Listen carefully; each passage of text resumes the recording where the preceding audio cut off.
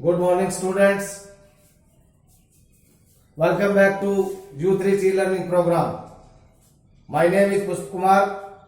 आज बच्चों हम आपको यूज ऑफ क्लास यानी क्लास का प्रयोग, क्लास के प्रयोग कैसे करने हैं वो हम आपको सिखाएंगे.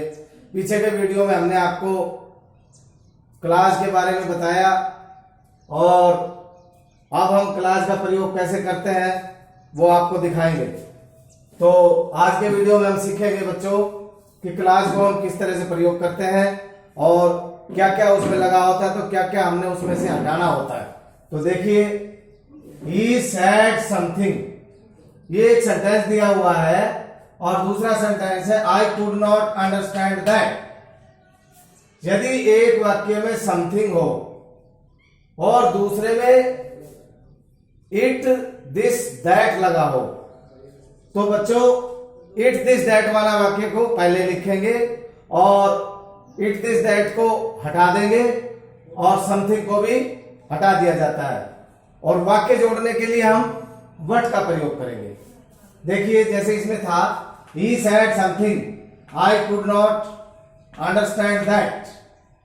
I could not understand that, ये जो दैट है ये हट जाएगा, इसको हटा देंगे तो वाक्य बनेगा I could not understand.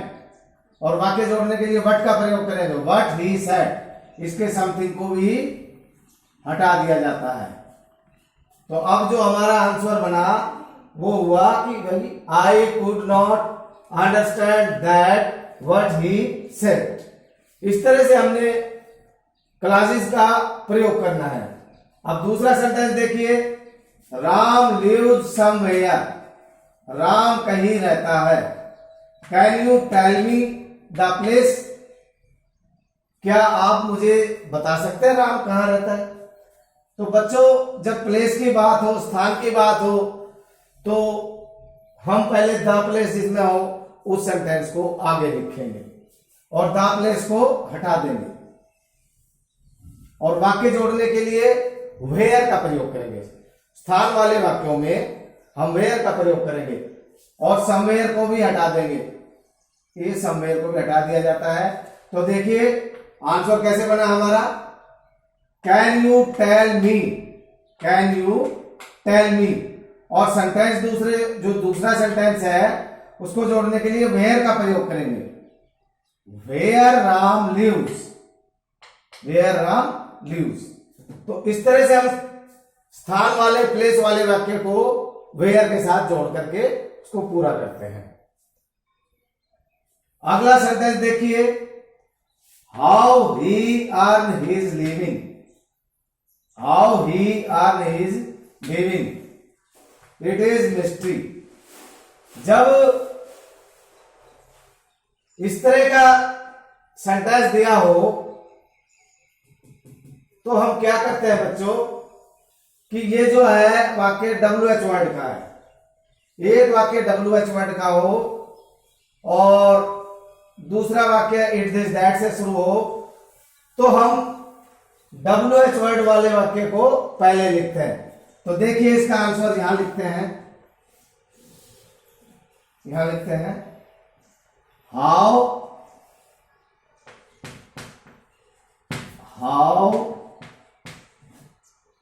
he earned his living, how he earned his living. ये जो WH वर्ड वाला सेंटेंस था इसको हमने पहले लिखना है और इट को हटा देना है और वाक्य को सीधा ही जोड़ देना है. जब भी WH वर्ड का कोई सेंटेंस हो तो हम WH वर्ड वाले वाक्य को पहले लिखेंगे और वाक्य को इट दिस दैट को हटा करके सीधा जोड़ देंगे.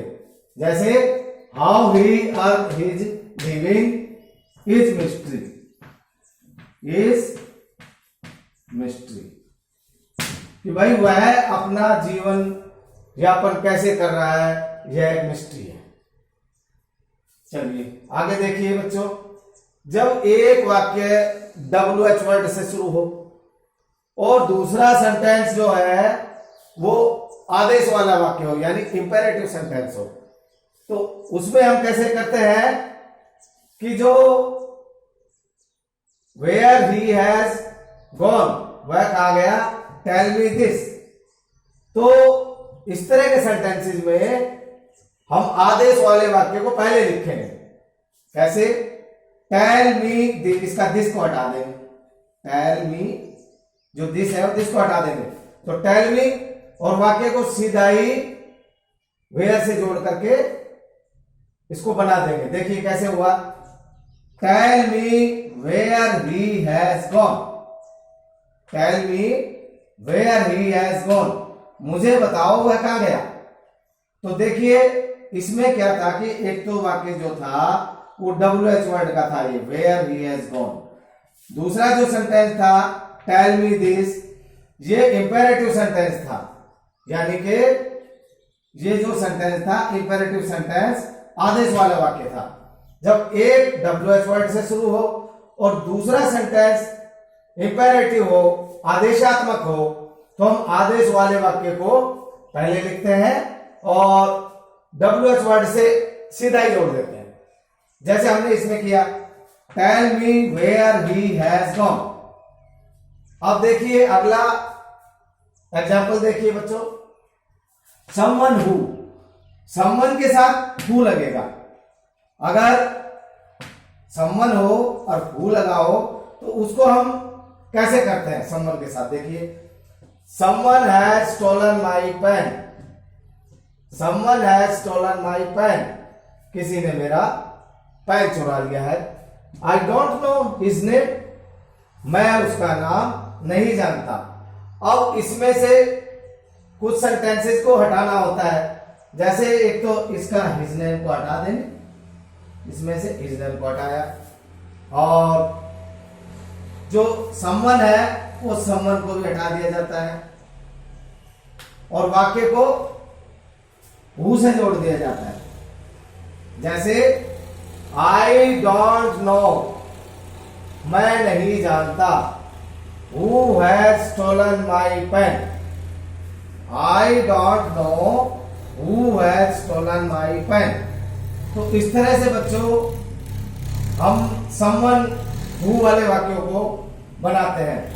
तो समवन हु का मतलब है कि भाई किसी आदमी ने या किसी लड़के ने या किसी लड़की ने कोई वस्तु को चुराया है, इसलिए ही आए तो हु हो जाएगा, ही जाए तो हुज हो जाएगा, और यदि हिम आए तो हुम हो जाएगा।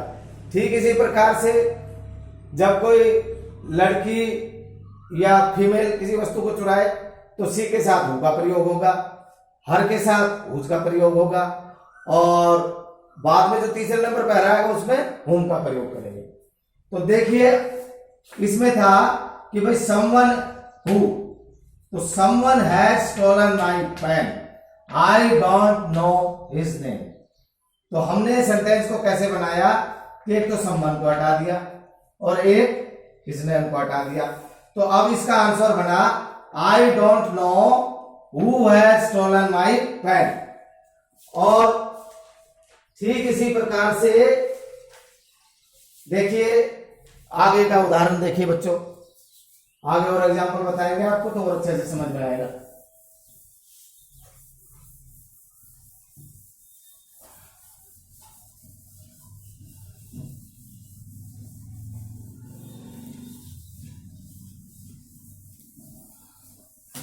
अधिकारात्मक वाक्य, अधिकारात्मक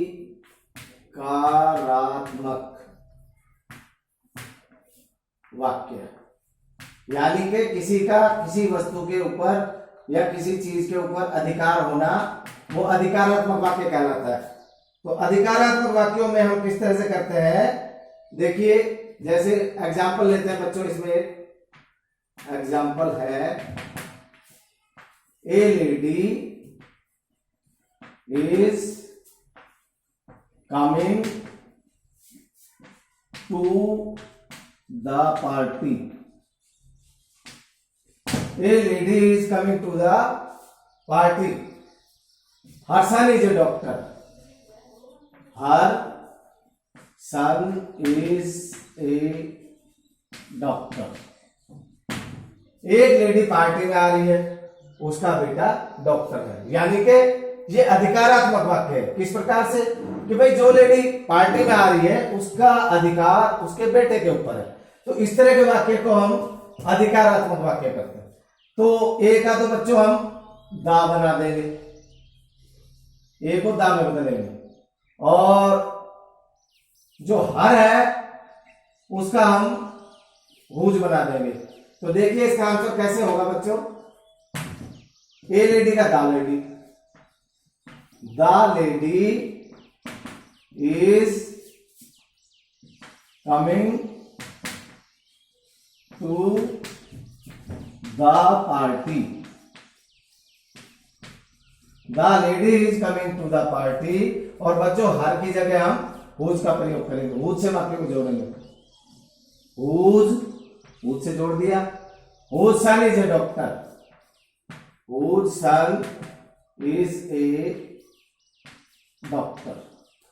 ठीक इसी प्रकार से एक एग्जाम्पल और लेते हैं अधिकारात्मक वाक्य का, तो आपको और अच्छे समझ में आएगा। तो देखिए दूसरा एग्जाम्पल है बच्चों, ए गर्ल इज वीपिंग, एक लड़की रो रही है। Her lunch box has been stolen, her lunch box has been stolen, उसका लंच बॉक्स चोरी हो गया है। तो बच्चों अभी हमने बताया कि ये अधिकारात्मक वाक्य है। जो लड़की है लंच बॉक्स उसका खोया है, तो उसका अधिकार लंच बॉक्स के ऊपर है, तो ये अधिकारात्मक वाक्य हुआ। तो इस तरह के वाक्य को हम किस तरह बनाते हैं, एक का तो दा बना देंगे, द गर्ल।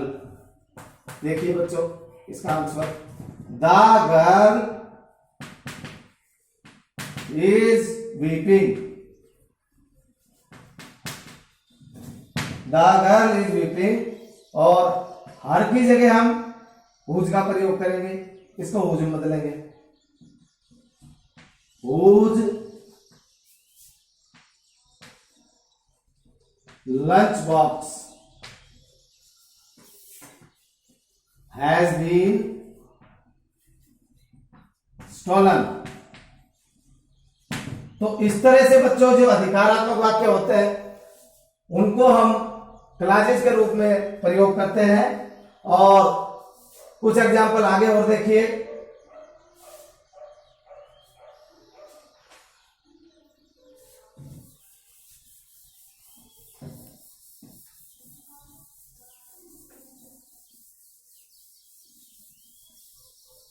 द रीजन,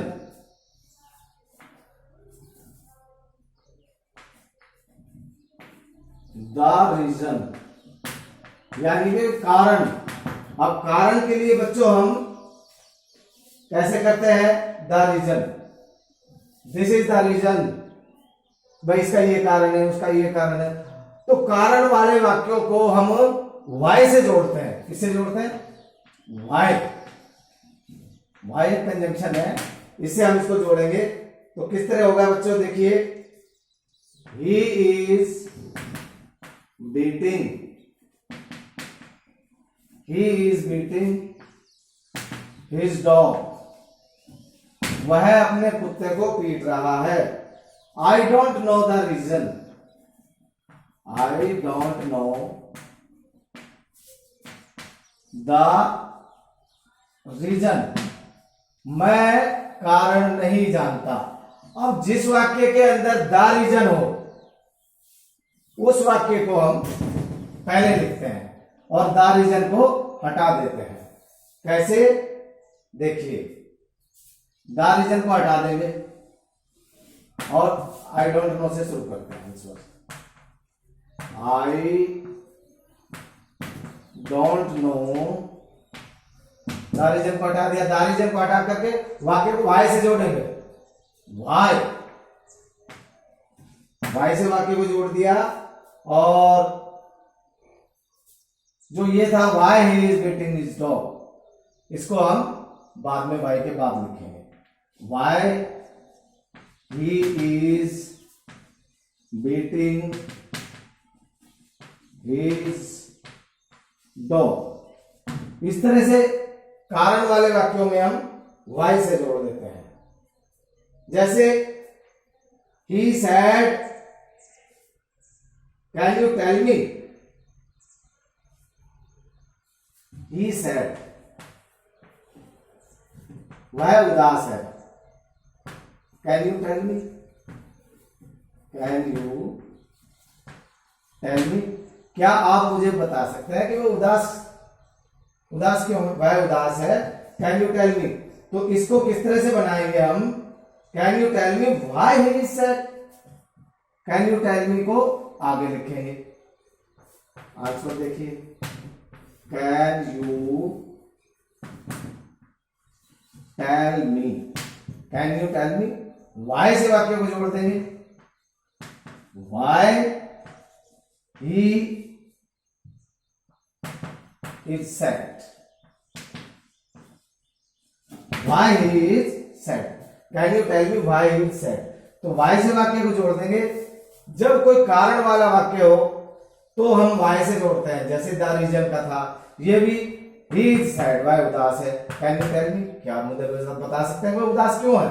तो जब क्यों, क्या और कारण की बात करें तो वहां पर हम वाक्य को वाई से जोड़ते हैं। अब टाइम के लिए बच्चों वैन का प्रयोग करते हैं। टाइम के लिए वैन का प्रयोग करते हैं। जब हम टाइम की बात करें तो टाइम के लिए वैन का प्रयोग करेंगे। जैसे can you tell me, can you tell me the train is coming. देखिए,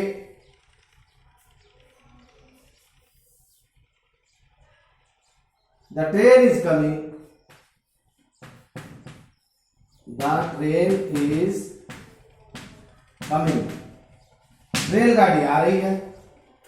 can you tell me, can you tell me the time of its arrival.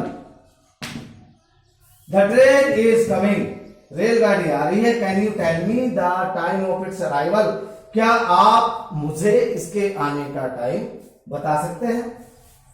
तो इस तरह के वाक्यों में हम टाइम वाले वाक्यों में वैन से जोड़ते हैं। कैसे? कैन यू टेल मी, देखिए answer, can you tell me when the train is coming, when से वाक्यों को जोड़ेंगे। व्हेन द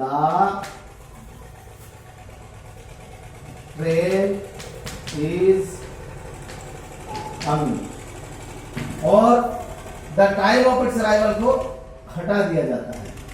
इसको हम हटा देंगे, the time of its arrival, the time of its arrival को हटा दिया। और can you tell me, can you tell me, when से वाक्य को जोड़ दिया। When the train is coming, कि भाई रेलगाड़ी कब आ रही है, आप मुझे इसके आने का समय बता सकते हैं? तो can you tell me when the train is coming, तो इसका हुआ can you tell me when the train is coming, आप मुझे बता सकते हैं रेलगाड़ी कब आ रही है। तो जो फालतू के वर्ड्स होते हैं वो इसमें से हटा दिए जाते हैं, और जिनकी हमें जरूरत होती है उनको कंजंक्शन के साथ जोड़ करके आगे लिखा जाता है। तो इस प्रकार से हम नाउन क्लास का प्रयोग करते हैं, जैसा आपने आज के वीडियो में देखा। और मुझे पूर्ण उम्मीद है कि आज का हमारा जो टॉपिक था कि यूजेज ऑफ क्लास, कि भाई क्लास का प्रयोग किस तरह से करते हैं, आपको अच्छे से समझ में आया होगा। और यदि इस विषय में आपके कोई और सुझाव है तो आप हमसे क्वेश्चन कर सकते हैं, हम आपको उनका आंसर देंगे। धन्यवाद।